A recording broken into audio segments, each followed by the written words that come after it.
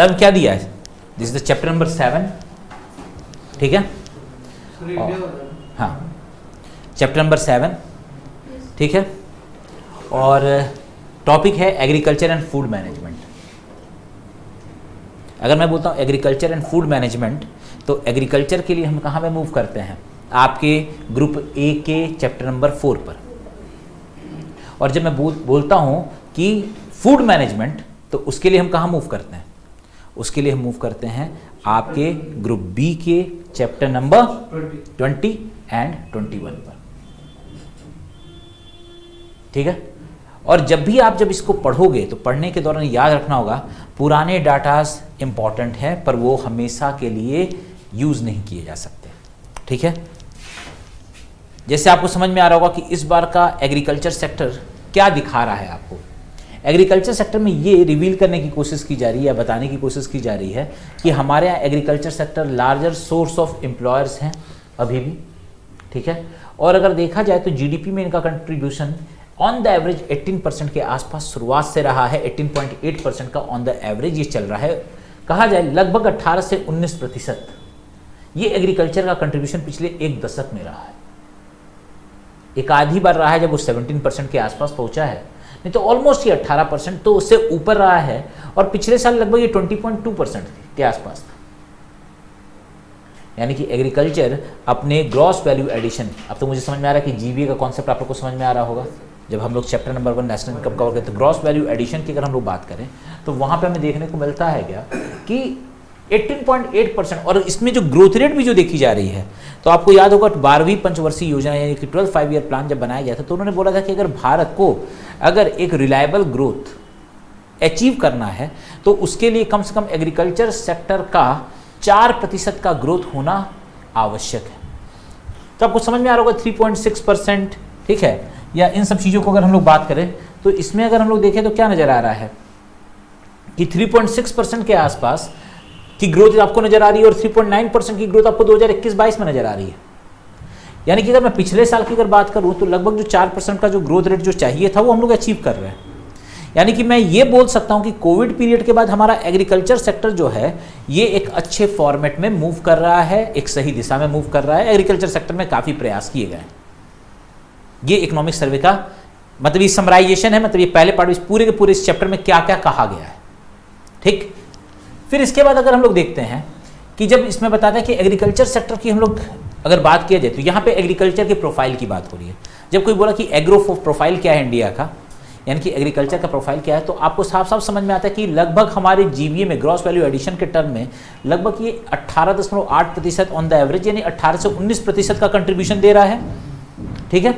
और अगर देखा जाए एम्प्लॉयमेंट की अगर बात किया जाए तो लार्जेस्ट एम्प्लॉयबिलिटी है और लगभग 44 से 45% लोग अभी भी कृषि पर निर्भर हैं, डायरेक्टली या इनडायरेक्टली, क्लियर। तो कहा जाए साइजेबल साइज अगर मतलब साइजेबल कहा जाए पॉपुलेशन जो है वो कहीं ना कहीं डिपेंडेंट है आपके एग्रो प्रोसेसिंग के ऊपर या एग्रीकल्चर कल्टीवेशन के ऊपर, डायरेक्टली या इनडायरेक्टली, ठीक। तो कृषि का एक बड़ा इंपॉर्टेंस है, एक रोजगार के उसमें। जब आप सिलेबस पढ़ोगे तो एक चैप्टर पूछेगा कि भारत की अर्थव्यवस्था में एग्रीकल्चर का कंट्रीब्यूशन क्या है। तो यहीं पर अगर आपका दिमाग अगर काम कर रहा है तो आपको समझ में आ रहा है कि नेशनल इनकम में इसका कंट्रीब्यूशन लगभग 19% के आसपास है, 18 से 19% के आसपास है। और रोजगार परक है, रोजगार परक मतलब कि इसमें एम्प्लॉयमेंट बहुत ज़्यादा जनरेट हो रही है अभी भी। और अभी भी अगर देखा जाए आज़ादी के समय अगर देखा जाए लगभग 90% था और उस समय एग्रीकल्चर के ऊपर डिपेंडेंसी ज़्यादा थी। लेकिन आज के डेट में देखा जाए कि in the term of gross value addition इसका लगभग 1/5 ऑफ द जीडीपी जो है एग्रीकल्चर पर से आ रही है और लगभग आधी आबादी एग्रीकल्चर के ऊपर बेस्ड है। तो एम्प्लॉयमेंट दो सोर्स तो यहीं से निकल गए। पर कैपिटा इनकम के अकॉर्डिंग कम है, वो तो है ही, वो तो फीचर्स में नेचर्स में आएगा। तीसरा जो टॉपिक एग्रीकल्चर का सिग्निफिकेंस और क्या नज़र आता है, अगर मैं बात करूँ और क्या क्या नज़र आता है एग्रीकल्चर के सिग्निफिकेंस के ऊपर। भारत में अगला वर्ड आता है फूड मैनेजमेंट। इसी में आपको एक नज़र आएगा फूड मैनेजमेंट क्या है, this was in the food management. Food management की अगर मैं बात करूं तो भारत एक इतनी बड़ी आबादी है जिसको न्यूट्रिशन प्रोवाइड करना, खाद्य सुरक्षा प्रोवाइड करना, फूड सिक्योरिटी प्रोवाइड करना, ये तब तक पॉसिबल नहीं है। अगर मैं पूरे विश्व की आबादी अगर मानूं तो 1/8वीं आबादी हमारे पास है या 1/7वीं आबादी हमारे पास है, 16-17%। ठीक है। तो अगर हम इतनी बड़ी आबादी का हिस्सा रखते हैं तो सीधा सा एक संबंध ये भी है कि इतनी बड़ी आबादी की ज़रूरतों को पूरा करना, ठीक है, उनको अच्छे क्या कहते हैं न्यूट्रिशन को प्रोवाइड करना एक बहुत बड़ी जिम्मेदारी है, और ये तब तक पॉसिबल नहीं है। तो अगर भारत में फूड सिक्योरिटी अगर मैं बोलूँ तो फूड सिक्योरिटी तब तक अचीवेबल नहीं है जब तक आपका एग्रीकल्चर उसके एलाइड सेक्टर परफॉर्म ना करे। तो तीसरा तो ये इंपॉर्टेंट डायमेंशन आ गया, ठीक। इसके अलावा देखा जाए चौथा क्या सिग्निफिकेंस है एग्रीकल्चर में, एग्रीकल्चर का सिग्निफिकेंस क्या है। तो एग्रीकल्चर के सिग्निफिकेंस में चौथा जो सबसे इंपॉर्टेंट डायमेंशन आपके सामने आएगा वो क्या है, दैट इज, जैसे आपका टॉपिक है importance of agriculture in national economy, यही है ना। भारत के अगर कहा जाए अर्थव्यवस्था में एग्रीकल्चर का इंपॉर्टेंस क्या है, तो वही तो इंपॉर्टेंस मैं बता रहा हूँ, source of gross value addition या सोर्स ऑफ जीडीपी। जीडीपी में 20% का मतलब 20% का कंट्रीब्यूशन अप्रॉक्स मैं मान के चल सकता हूँ कि एग्रीकल्चर सेक्टर से है। एम्प्लॉयमेंट एक सेकंड सोर्स नज़र आ जाता है, लगभग 44 to 45% लोग एग्रीकल्चर सेक्टर पे है। ये हमारा एग्रीकल्चर का प्रोफाइल हो गया। इसके अलावा तीसरा मुझे क्या होगा कि अगर फूड सिक्योरिटी इंश्योर करनी है तो फूड मैनेजमेंट या फूड अगर कहा जाए तो ये सिंपल सा लॉजिक है कि एग्रीकल्चर और अलाइड सेक्टर का ग्रोथ होना बहुत जरूरी है। तीन तो यहीं पर समझ में आ गया। इसके अलावा एग्रीकल्चर कहीं ना कहीं डायरेक्टली स्टैंडर्ड ऑफ लिविंग से भी कनेक्टेड है। स्टैंडर्ड ऑफ लिविंग में अगर देखा जाए तो सबसे इंपॉर्टेंट चीज़ क्या है कि एग्रीकल्चर सेक्टर जो है हमारा, अगर बोला जाए ग्रामीण भारत, और ग्रामीण भारत जो है वो कृषि भारत है। लगभग 69% की करीब आबादी जो है वो आपके, अगर मैं मान लूँ 2011 के सेंसस को ही डाटा मान के चलो, 31.2% मान के चलता हूँ, तो लगभग 68.8% की आबादी अभी भी कृषि एग्रीकल्चर सेक्टर में है। और वो पूरी तरह से उसमें भी देखा जाए तो एग्रीकल्चर पे वो ज़्यादा निर्भर है। तो अगर उस क्षेत्र का विकास करना है, अगर स्टैंडर्ड ऑफ लिविंग को उठाना है, तो इट इज़ वेरी ऑब्वियस कि आपको एग्रीकल्चर पे फोकस करना होगा। उसका इंपॉर्टेंस आपको समझ में आ रहा होगा।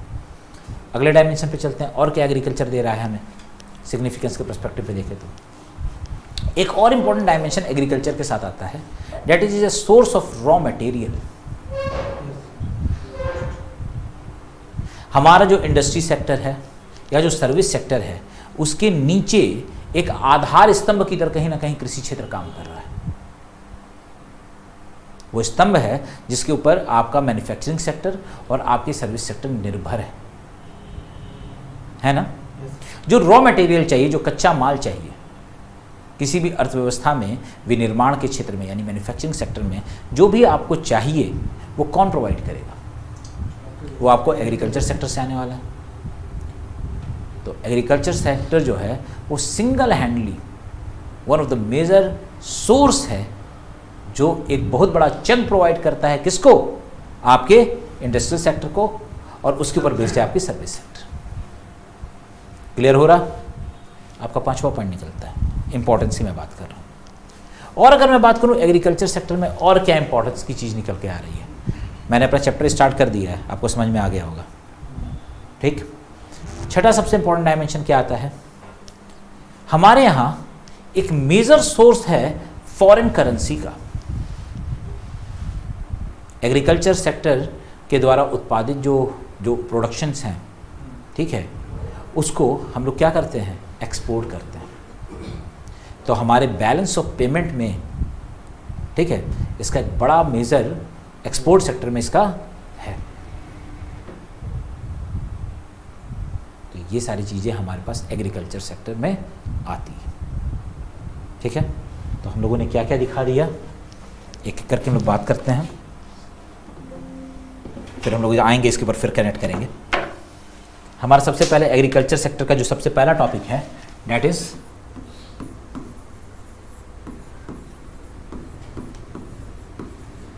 इम्पोर्टेंस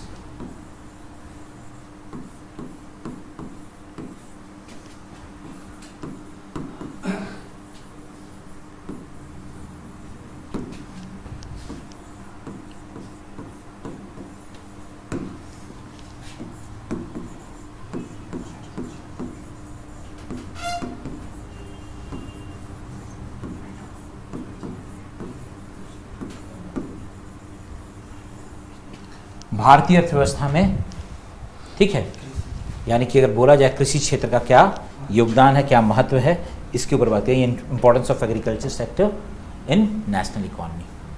ठीक है, आपको इसको बहुत ज़्यादा डिटेल में कभी भी जेपीएससी यूपीएससी तरह का क्वेश्चन नहीं पूछने वाला है, लेकिन हाँ इसकी सिग्निफिकेंस के डायमेंशन को टच करने का फ्लेवर अगर किसी एग्जामिनेशन में है तो डायरेक्टली इनडायरेक्टली वो है बिहार। नहीं हो तो प्रीवियस ईयर के क्वेश्चन जा करके देख करके आइए।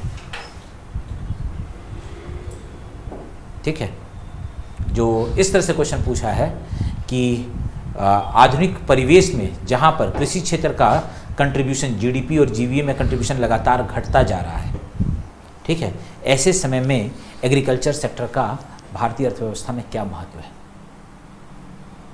2016 के क्वेश्चन में चारों क्वेश्चन इकोनॉमिक्स में तो सारे एग्रीकल्चर से थे, तो आप इस चैप्टर को किसी भी तरीके से वो छोड़ नहीं सकते कि एग्रीकल्चर सेक्टर को भी देखना है तो बहुत डिटेल में जाना होगा, टॉपिक अपने आप में डिटेल में है।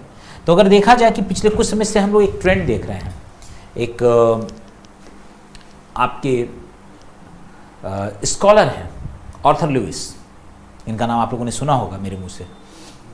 जब इन्होंने प्रीवियस ईयर्स के इकोनॉमिक सर्वे में मेंशन किया और इन्हीं के कोटेशन से स्टार्ट किया गया था, उन्होंने बोला कि किसी भी अर्थव्यवस्था के अंदर एक प्रवृत्ति होती है। वो प्रवृत्ति क्या होती है कि वो पहले एग्रीगेरियन यानी कृषि पर आधारित अर्थव्यवस्था होती है, और फिर वो शिफ्ट करती है इंडस्ट्री की तरफ, और फिर उसके आगे वो शिफ्ट करती है सर्विस सेक्टर, यानी कि एग्रीगेरियन सोसाइटी से हम लोग इंडस्ट्रियल सोसाइटी की तरफ बढ़ते हैं। यानी कि हमें एक क्या बोला जाए, कृषि प्रधान अर्थव्यवस्था से एक औद्योगिक अर्थव्यवस्था की तरफ बढ़ते हैं, ये टेंडेंसी होती है। और ऐसे कंडीशन में क्या होता है कि वक्त के साथ साथ कृषि का यानी कि जीडीपी का, मतलब कृषि का आपके जीडीपी यानी कि राष्ट्रीय आय में प्रपोर्शन घटता जाता है, उसका अनुपात घटता जाता है। अगर आज़ादी से पहले देखा जाए तो हमारा एग्रीकल्चर सेक्टर का contribution it is very obvious लगभग 80% था आपके जीडीपी में। ठीक है, समय के साथ साथ अगर देखा जाए तो जीडीपी में यानी आपके जीवीए की मैं ग्रॉस वैल्यू एडिशन की बात करूं तो इन पूरे के पूरे कंडीशन में आप पाओगे कि एग्रीकल्चर सेक्टर का कंट्रीब्यूशन धीरे धीरे धीरे धीरे क्या हुआ है, ये घटा है, और आज ये 18% या 19% के आसपास है। ठीक है, जब इस परिवेश में जब जीडीपी में लगातार कृषि क्षेत्र का महत्व घटता जा रहा है, ऐसे परिवेश में जब ऐसी कंडीशन जब चल रही है, ऐसे समय में एग्रीकल्चर पर आधारित अर्थव्यवस्था भारत है कि नहीं? कहा जाए जीडीपी में है, कहा जाए 18% है, और एम्प्लॉयबिलिटी अगर देखा जाए, रोजगार देखा जाए तो लगभग 45% है। ठीक, तो ऐसे कंडीशन में एग्रीकल्चर सेक्टर का महत्व क्या हो सकता है? ठीक है, ऐसे समय में एग्रीकल्चर सेक्टर का क्या महत्व है? क्लियर? तो ये एक इंपॉर्टेंट डायमेंशन होता है। चलिए तो इसमें एक एक करके हम लोग देख लेते हैं। नंबर 1 सबसे पहला पॉइंट,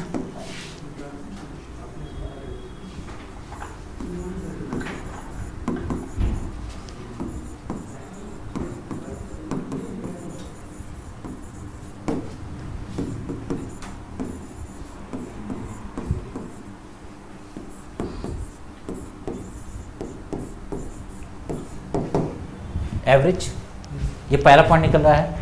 कहा जाए कि जो आपकी अर्थव्यवस्था में जीडीपी में या ग्रॉस वैल्यू एडिशन में अगर एग्रीकल्चर सेक्टर का कंट्रीब्यूशन देखा जाए तो क्या नजर आ रहा है?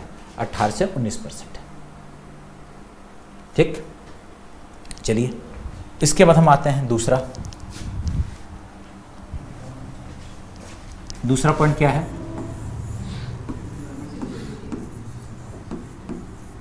Source of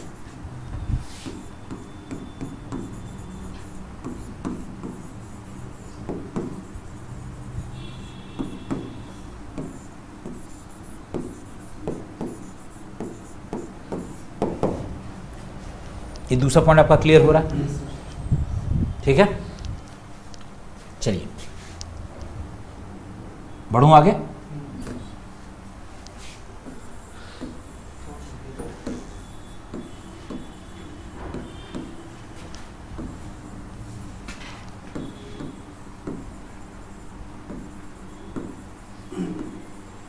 source of raw materials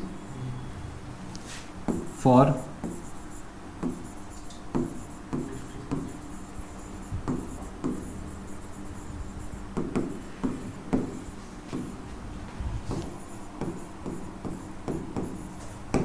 क्या नज़र आता है?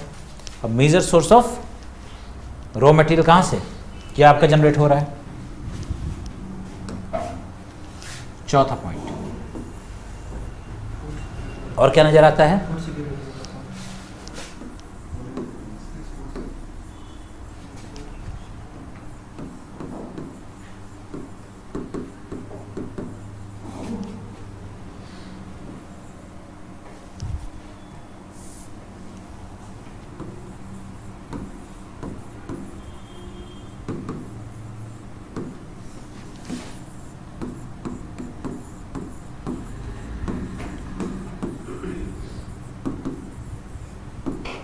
ठीक है, source of nutritional security and food security.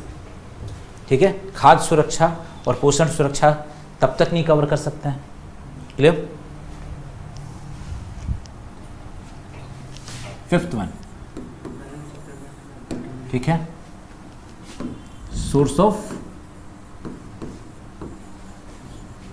Foreign currency.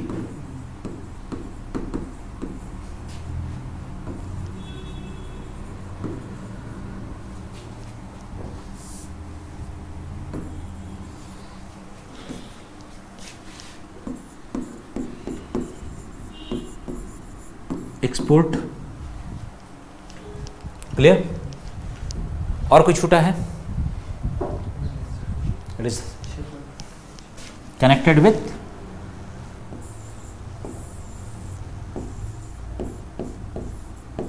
Standard of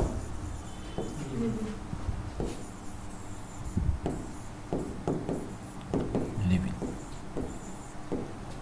इसको कैसे कवर करना है देखने का तरीका, सस्टेनेबल डेवलपमेंट गोल। अगर हम अपने सस्टेनेबल डेवलपमेंट गोल यानी कि एजेंडा 2030, भारत भी इसमें रहा है, याद होगा आप लोगों ने पेरिस समिट में जब बात किया था तो वहाँ पर हम लोगों ने इसके ऊपर हामी भरी थी और एजेंडा 2030 को एक्सेप्ट किया गया था। और इसमें क्या किया गया कि एजेंडा 2030 में हम लोगों ने बोला क्या कि देयर आर 17 गोल्स जिसको लेकर के कार्य करना है पूरे विश्व पे, हर एक देश को। ठीक है, और इसमें कुछ ऐसे गोल हैं जो सीधे एग्रीकल्चर सेक्टर से कनेक्टेड हैं। जैसे अगर मैं बात करूं कौन कौन से वो गोल हैं जो आपके कनेक्टेड हैं, तो आपका goal number 1, goal number 2, goal number, सीधे कनेक्ट। गोल नंबर 1 क्या था? Zero zero hunger. सही जा रहे हो तुम लोग? ठीक है, नो पॉवर्टी।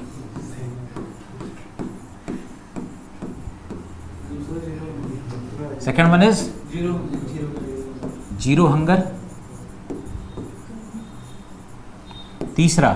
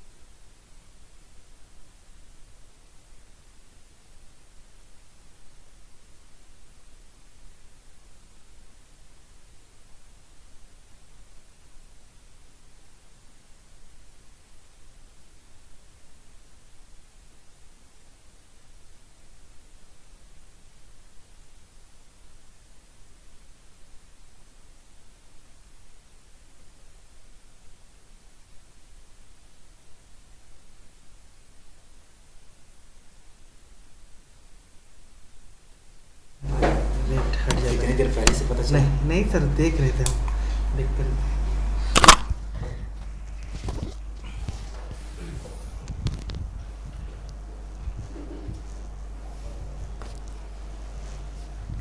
ठीक है, ऑडिबल है? चलिए अब आते हैं नेक्स्ट पार्ट पर। हमने अपना पहला topic importance of agriculture in national economy cover कर लिया। ठीक, अब थोड़ा सा हम लोग आ जाते हैं उन पार्ट पर जो आपको कवर करना है। जैसे अगर हम लोग बात करते हैं एग्रीकल्चर सेक्टर में, वेट,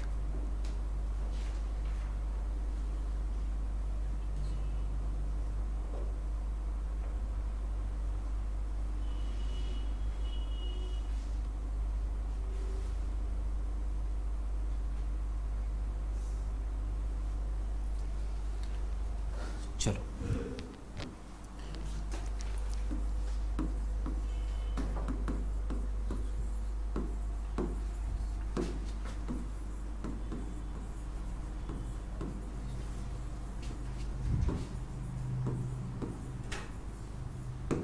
ठीक है, लुईस डुअल इकॉनमी मॉडल।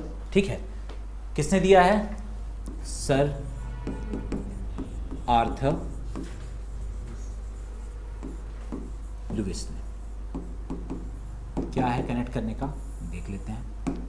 चलिए, इन्होंने क्या बोला है कि during the economic development we can see a inter relationship between the agriculture and industrial sector. दो तरह का सेक्टर है, और हम लोग जब देखते हैं जब आर्थिक विकास की प्रक्रिया चल रही होती है, ठीक है, तो आर्थिक विकास की जब प्रक्रिया चल रही होती है तो उसमें क्या देखने को मिलता है? हम एक अंतर संबंध पाते हैं, किसमें? आपके एग्रीकल्चर सेक्टर में, और दूसरा हम किसमें पाते हैं? आपके इंडस्ट्रियल सेक्टर में।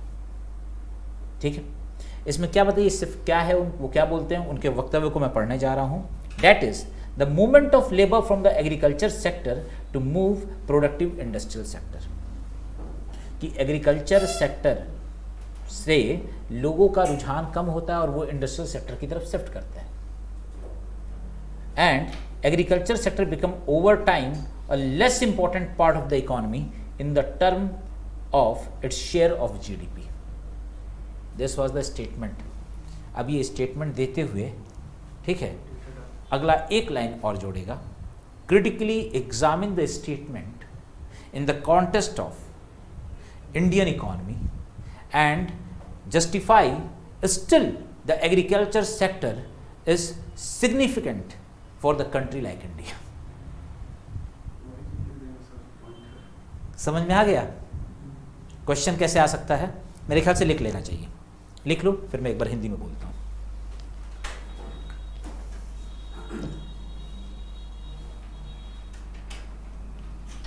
There is an interrelationship between the agriculture and industrial sector.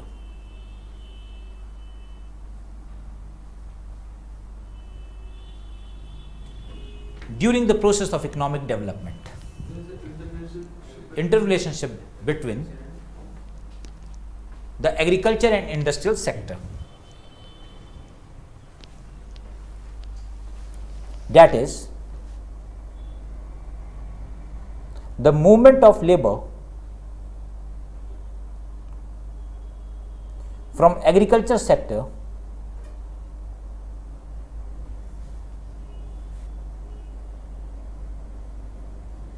towards industrial sector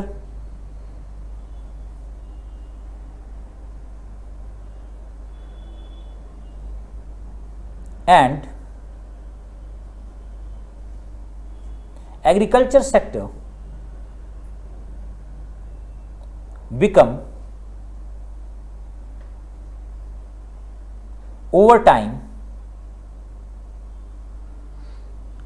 a less important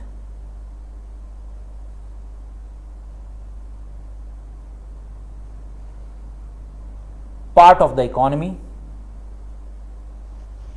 in the term of share,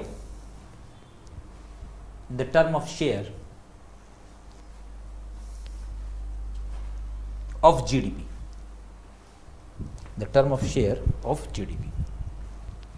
clear? Hindi में लिख लिया जाए।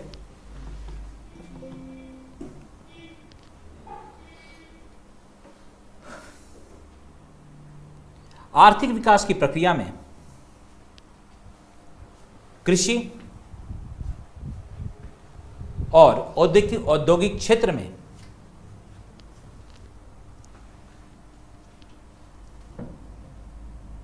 अंतर संबंध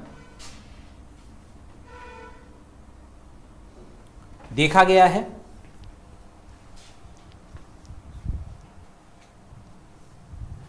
जैसा कि कृषि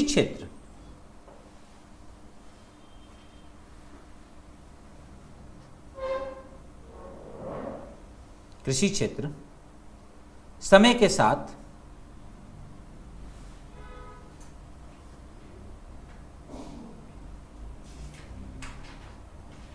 श्रम पलायन के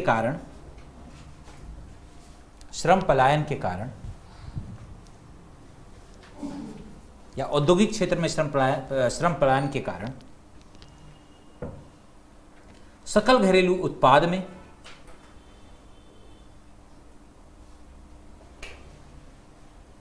अपना योगदान खोता चला जाता है। ठीक है, खोता चला जाता है। ठीक है, नीचे अगले पॉइंट में लिखिए इंग्लिश में, critically examine the statement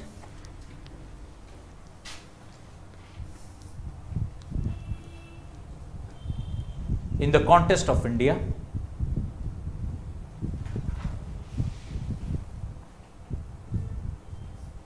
ठीक है, ठीक है। उपरोक्त वक्तव्य की समीक्षा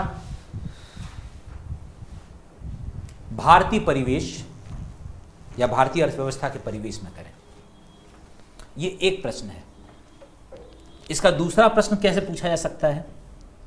इसका दूसरे प्रश्न में यह पूछा जा सकता है कि ऐसी स्थितियों को दिखाते हुए, मतलब ये प्रश्न ये कहा जाए बिहार के परिप्रेक्ष्य में सबसे बड़ा इंपॉर्टेंट क्वेश्चन हो जाएगा, क्योंकि इतने बड़े टाइप का क्वेश्चन वही पूछ सकता है अभी फिलहाल के डेट में।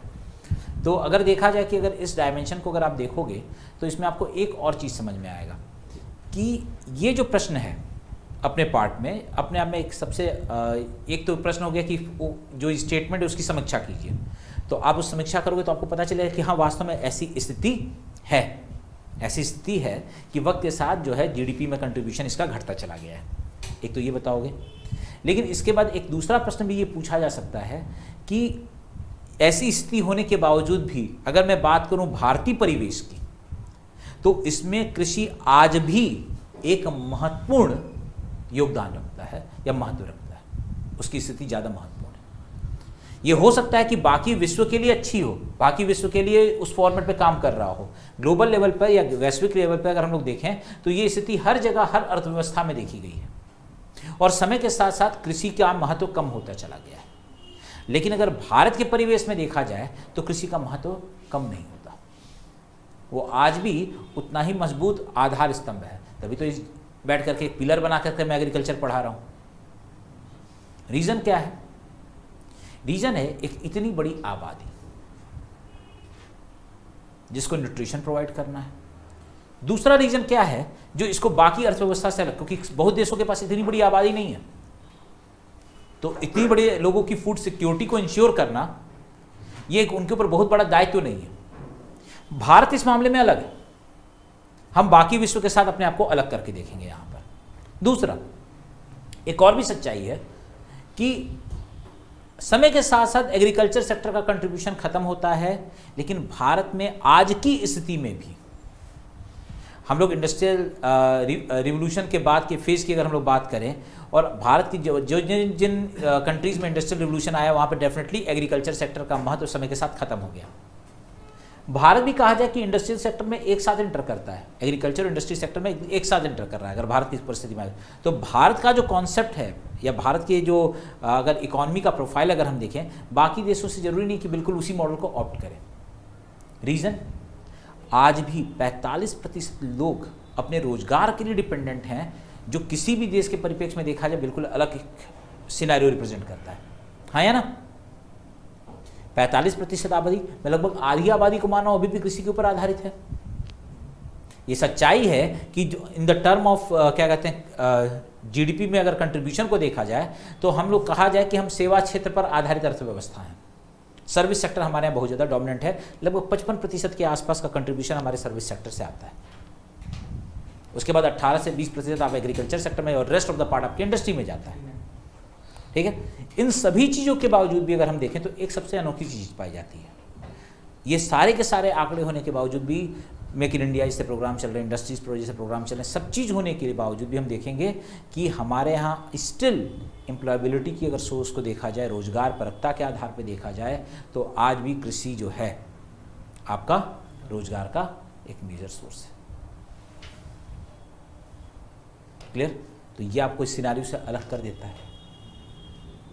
तीसरा और इम्पोर्टेंट डायमेंशन क्या है कि जब हमारा अगर इंडस्ट्रियल सेक्टर अभी जब ग्रोथ करेगा तो उसको अगर मान लो कि अगर या तो ग्रोथ के फेज में है या ग्रोथ कर रहा है, लेकिन अगर कल के डेट में मैन्युफैक्चरिंग सेक्टर को अगर मजबूत स्थिति में आएगा तो ऐसे कंडीशन में सबसे इंपॉर्टेंट होता है कच्चे माल की उपलब्धता, रॉ मटेरियल की अवेलेबिलिटी हो रही है कि नहीं। जब रॉ मटेरियल की अवेलेबिलिटी को हम लोग जब ध्यान से देखेंगे तो वहाँ पे हमारे पास एक बहुत इंपॉर्टेंट डायमेंशन आ जाता है कि उसका सोर्स हमारे पास क्या है, एग्रीकल्चर। ठीक, और ऐसे समय में जब पूरा विश्व जो है सस्टेनेबल डेवलपमेंट गोल को अचीव करने की प्रक्रिया में आगे बढ़ा हुआ है और वो 17 गोल अचीव करना चाहता है, और उसके सबसे मेजर 3 जो गोल हैं, नंबर 1, 2, 3, वो तब तक पॉसिबल नहीं होंगे जब तक आपका एग्रीकल्चर सेक्टर मजबूत नहीं होगा। हाँ या ना? No poverty, zero hunger, health and wellbeingness, ये 3 जो इंपॉर्टेंट हैं, इसकी ज़रूरतें जो हैं। और अगर बोला जाए कोविड के बाद इस सेक्टर में एक अलग तरह की परिकल्पना ने जन्म लिया है। लोगों को एक आत्ममंथन करने की आवश्यकता पड़ गई है कि किस तरह की इंडस्ट्रीज को हमें आगे बढ़ाने की जरूरत है। इंडस्ट्री तो कहीं भी हो सकता है ना, जब फूड सिक्योरिटी जैसी, तो एग्रो प्रोसेसिंग इंडस्ट्रीज या एग्रो प्रोसेसिंग का जो कॉन्सेप्ट है, ये एक बहुत बड़ा मंथन का विषय बना हुआ है। ठीक, और अभी ऐसे समय में जिस तरह से एग्रीकल्चर सेक्टर में प्रभाव, जैसे इंडस्ट्री आप 4.0 सुनते हो, ठीक है, इंडस्ट्री 4.0 सुनते हो, तो इसी तरह से एग्रीकल्चर 3.0 चल रहा है, जिसमें नई तकनीक, नई टेक्नोलॉजी को लेकर के आने की कोशिश की जा रही है। ये सब बताता है क्या कि एग्रीकल्चर सेक्टर अपना महत्व ना अभी खोया है ना भविष्य में खोने वाला है। बातें क्लियर हो रहा है? तो दिस इज द सिनेरियो। मेरे ख्याल से समझ में आ गया होगा। हमारा पहला टॉपिक स्टार्ट हो गया और ख़त्म भी हो गया। ठीक, चलो अब इसके बाद हमारा दूसरा टॉपिक जो है डेट इज रिलेटेड विथ क्या है आपका agriculture growth in India, production and productivity.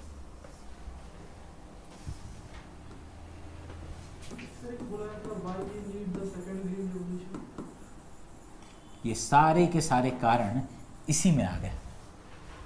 जो जो कारण मैंने बताया है, क्यों ज़रूरत है, वो सारी ज़रूरतें उस 6 पॉइंट में आ जाती हैं। प्रश्न कई के तरीके से पूछे जा सकते हैं। बेसिक कोर कॉन्सेप्ट है और आपको समझ में आना चाहिए कि आपका हथियार है, उसको कहाँ आप यूज़ करोगे। ठीक है, तो हम अगर देखेंगे अगले पार्ट में, जो हमारा अगला टॉपिक है, that is agriculture growth in India, production and productivity.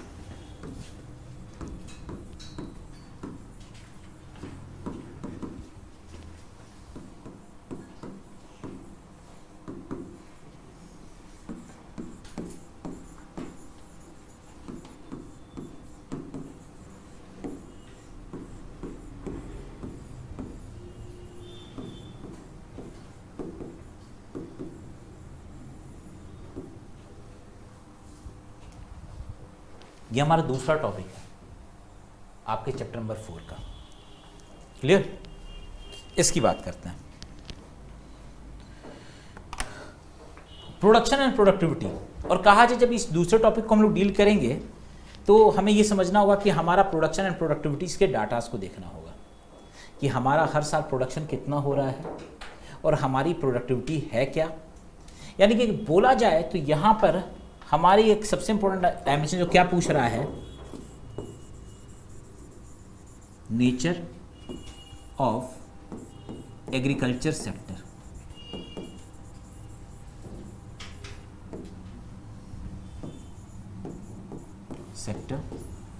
या फिर फीचर्स ऑफ एग्रीकल्चर सेक्टर्स या फिर characteristics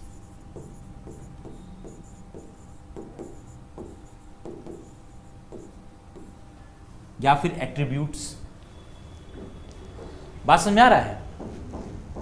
agriculture growth in India, production and productivity, ये तो तय मान के चलो कि अप्रोक्स 300 MT 300 मिलियन टन के आसपास हमारा प्रोडक्शन बढ़ा है। हम लोगों ने पिछले ग्रीन रिवोल्यूशन के बाद, first green revolution, second green revolution की बात की जाती है, इन सब चीज़ों के बाद कहा जाए तो हमारे एग्रीकल्चर जो सेक्टर रहा है इसमें प्रोडक्टिविटी बड़ी तेजी, प्रोडक्शन तेजी के साथ बढ़ा, प्रोडक्टिविटी भी बढ़ी है। और हम लोग एक समय, आज के समय में लगभग 300 मिलियन टन के करीब अनाज उत्पादन करने वाले देश हैं। क्लियर हो रहा है? और इस पूरी की पूरी प्रक्रिया के लिए हम लोग लगभग कितना, अगर देखा जाए 14.7 लाख स्क्वायर किलोमीटर एरिया पर एग्रीकल्चर करते हैं। खतरनाक डाटा है ना? भारत का अगर देखा जाए तो 32.87 लाख स्क्वायर किलोमीटर का एरिया है। 14.7 से 32.7 ये एरिया है, 32.87 लाख स्क्वायर किलोमीटर भारत का ज्योग्राफिकल एरिया है। ठीक है?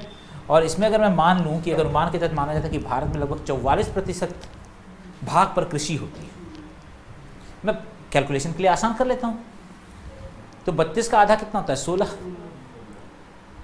और कम कर लेता हूँ तो अब आपको लगता होगा कि जो डाटा मैं जो दे रहा हूँ वो लगभग सही है।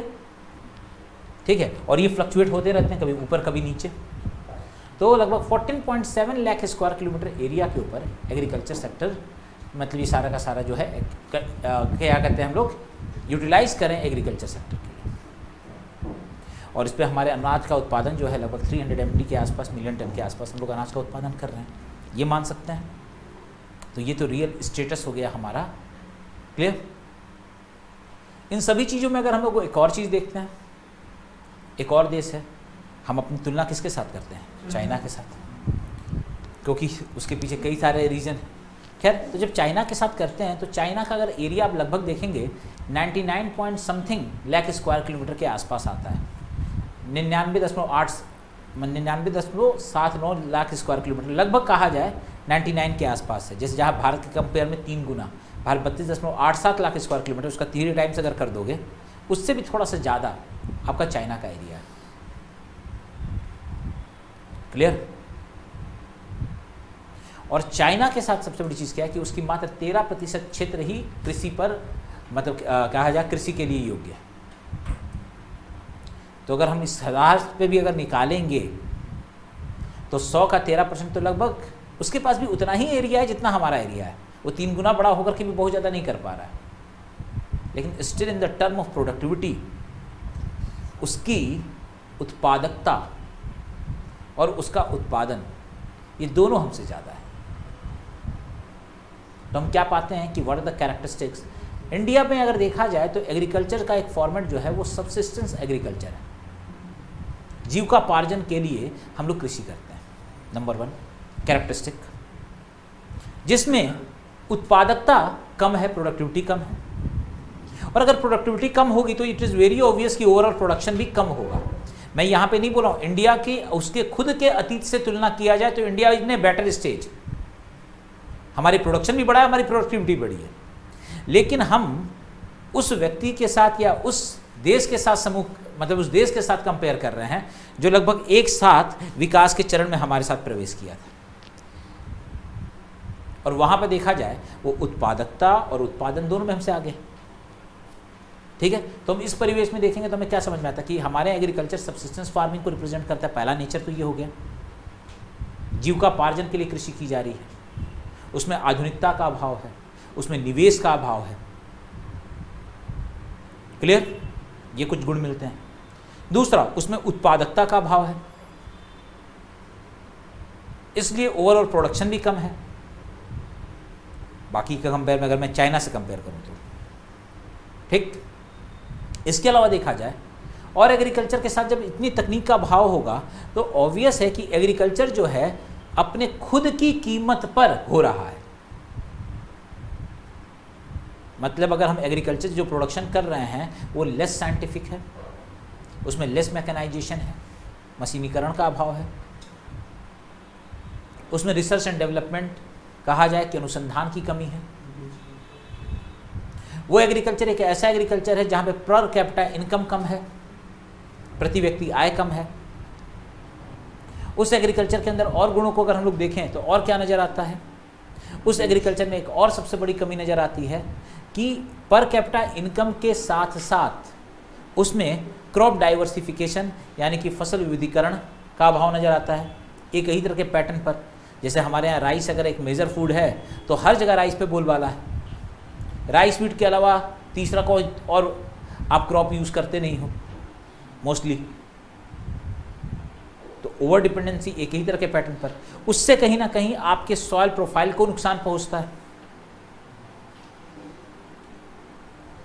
तो दीज आर द नेचर, ये सारे के सारे जो है क्या है, प्रकृति है, नेचर है, जो आप एग्रीकल्चर सेक्टर के अंदर में देख रहे हो। क्लियर? एक ये नजर आया। इसके बाद अगर हम लोग एक और चीज देखें, मैं जरा देखो पीछे कोई है क्या, वो रोक दो उन लोग को। नहीं नहीं नहीं, रोक दो उन लोग को बैठा दो। प्रीति एक बार देख लो, वो सोनू जी से मिलने हैं और वो मुझे ही ढूंढ रहे होंगे। चलिए, तो यहाँ से हम लोग अपना नेक्स्ट चैप्टर स्टार्ट करेंगे, मतलब नेक्स्ट टॉपिक स्टार्ट करेंगे कल का, ठीक है। और यहाँ से हमारा दूसरा टॉपिक स्टार्ट होगा। आज के इतना ही रहने देते हैं।